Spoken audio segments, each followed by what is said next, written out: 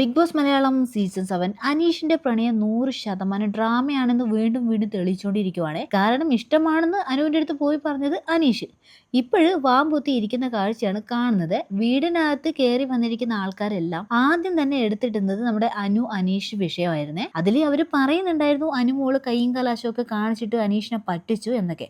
അനുമോള് മറ്റുള്ളവരുടെ ജീവിതം വെച്ച് കളിക്കുന്നു എന്നൊക്കെയാണ് പറയുന്നത്. എന്നാൽ ആ സമയത്ത് അനീഷ് കൂടി ഇൻവോൾവ് ആയ ഒരു വിഷയമാണ് അതിൽ അനുവിനെ മാത്രം ഇങ്ങനെ കൊത്തി വലിക്കുമ്പോഴേ ഒരു വാക്കെങ്കിലും അനീഷിന് പറയാമായിരുന്നു. എന്നാലേ അനീഷിന്റെ മനസ്സിന്റെ ഒരു കോണിൽ പോലും അങ്ങനെ ഒരു ഇഷ്ടം അനുവിനോട് ഉണ്ടായിട്ടില്ല എന്ന് തെളിയിക്കുന്ന തരത്തിൽ വായിൽ പഴം കുത്തി തിരികെ വെച്ചതുപോലെയാണ് അവിടെ നിൽക്കുന്നത്. ഇന്നലെ ബിൻസിയും അപ്പനെയും ആ ഒരു വിഷയം ഉണ്ടല്ലോ, അത് മുൻപേ കഴിഞ്ഞ കാര്യമാണ്. അന്ന് അക്കാര്യം നെഗറ്റീവ് ആകണ്ട എന്ന് കരുതിയിട്ട് അന്ന് അനുമോള് ബിൻസിയുടെ അടുത്ത് രഹസ്യമായിട്ട് പറഞ്ഞു. എന്നാൽ അന്ന് അതേ വിഷയം പറഞ്ഞ് ഷാനവാസൊക്കെ അപ്പനിയെ വല്ലാണ്ട് ബ്ലാക്ക്മെയിൽ ഒക്കെ ചെയ്തിരുന്നു. എന്നാൽ ആ ഒരു വിഷയമുണ്ടല്ലോ, ആ കാര്യം ബിൻസിയുടെ ആ ഒരു നന്മയെ കരുതിയിട്ട് പറഞ്ഞതാണ് അനുമോള്. അപ്പോഴും ആ അനുമോളാണ് ഇപ്പോൾ ഇവരുടെ ഇര കേട്ടോ. അതിന്റെ വിചാരണയ്ക്കായിട്ട് എല്ലാവരും കൂടി അനുമോളെ അവിടെ ഇരുത്തിയിട്ട് വളഞ്ഞിട്ട് ആക്രമിക്കുന്നു. ആ സമയത്താണ് ബിൻസി അനീഷ് അനുമോള് വിഷയം എടുത്തോണ്ട് വരുന്നത്. ആ സമയം അതൊക്കെ കേട്ടിട്ട് അനീഷ് അവിടെ മാറി നിൽക്കുന്നുണ്ട്. എന്നാൽ ഒരു വാക്കും മിണ്ടണല്ലോ. ഇവിടെ